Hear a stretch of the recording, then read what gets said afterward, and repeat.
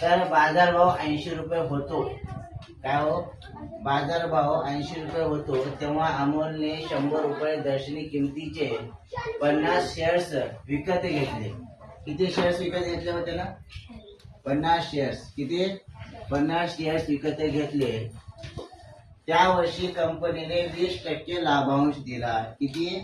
20% लाभांश दिला. तर गुंतवणुकीवरील परताव्याचा दर काढा म्हणलं. कशाचा? परताव्याचा दर काढा म्हणलेलं आहे.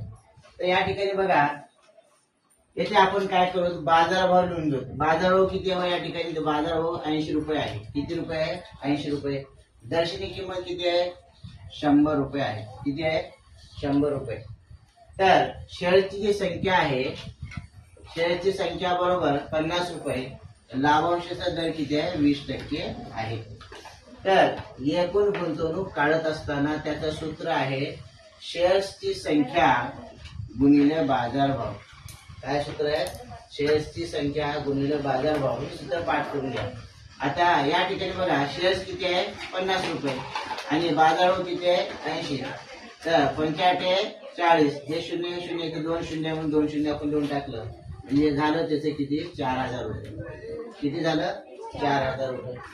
आता प्रत्येक शेअर्सवरील लाभांश काढत असताना ते कशावर अवलंबून असते? दर्शनी किमतीच्या 20% वर अवलंबून आहे. तर या दर्शनी किंमत किती आहे? दर्शनी किमतीचे 20% म्हणजे 100 गुणिले 20 भागिले टक्के म्हणजे 100 लिहिणं गरजेचं आहे.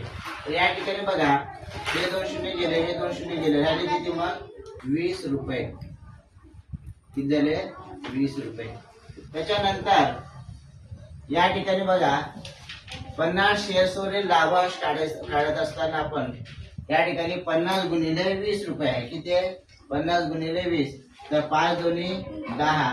हे 2 शून्य आहेत, 2 शून्य त्याच्या पुढे म्हणजे लिहून टाकायचं. या ठिकाणी 2 शून्य झाले, हे झालं 1000 रुपये. किती झाले?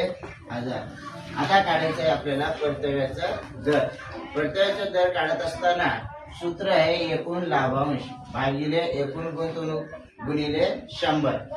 तर एकूण लाभांश किती आहे? 1000 रुपये. एकूण गुंतवणूक किती आहे? 4000 रुपये. गुणिले काय करायचं? इथं 100ला 100 लिहून घ्यायचं. आता बघा, हे 3 शून्य गेले, हे 3 शून्य गेलं, राहिले किती मग? 4 1 4 4 दोन्ही 8. इथे राहिले 2 4 5 20 म्हणजे हे झाले तुमचे 25% परताव्याचा दर निघालेला आहे.